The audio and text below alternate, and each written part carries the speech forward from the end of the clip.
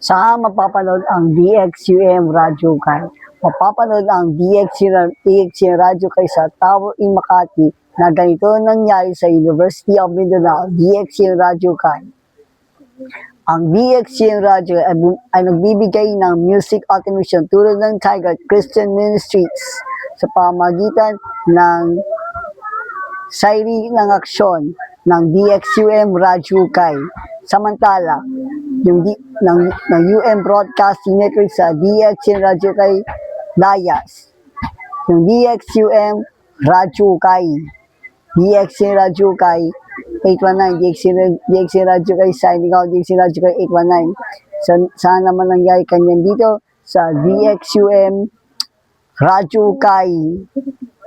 Dito sa 819 mga kaibigan, yung DXUM Radyo Kay ang recognizes ng DXUM Radyo Kay nakastock ng Wild FM 98.5 Wild FM 103.1 Iligan. Nakalayas na nakalagay dito sa DXUM Radyo Kay Bastos. At ang grupo kami dito sa 819, ang DXUM Radyo Kay.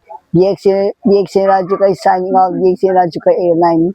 Judge to be praised and release of the proud of DXUM Radyo Kay. Mapapanood kami sa DXUM Radyo Kay sa Tower in Makati, University of Mindanao, MX3 at Nestle Coco Ranch, DXUM Radyo Kay.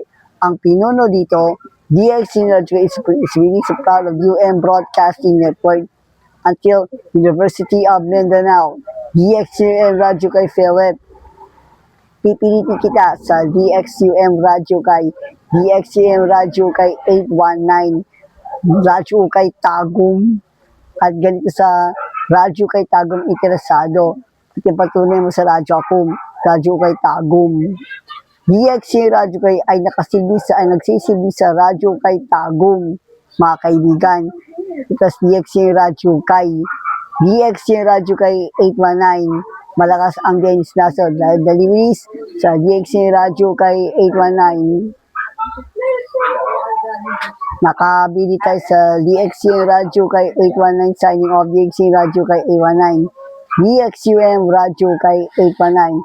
Deliveries sa team na ISD sa DXUM Radyo Kay 819 Rescue. To the rescue sa DXUM Radyo Kay to the rescue. DXUM Radyo Kay signing off. DXUM Radyo Kay 819.